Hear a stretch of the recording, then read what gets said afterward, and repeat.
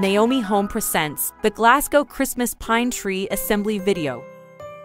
Before we begin, please make sure to have the assembly instructions on hand to follow along and have all the parts listed.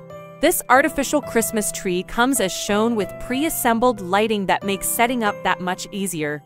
To commence, extend the legs of the stand so they form an X shape.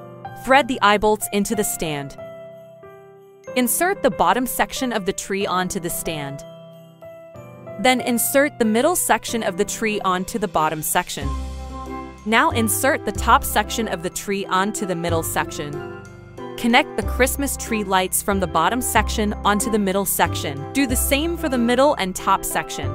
Spread out each branch and tip as shown.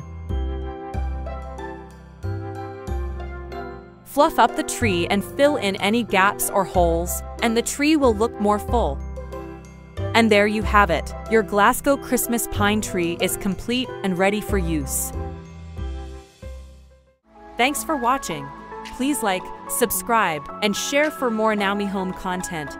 You can find the product link and more in the description below.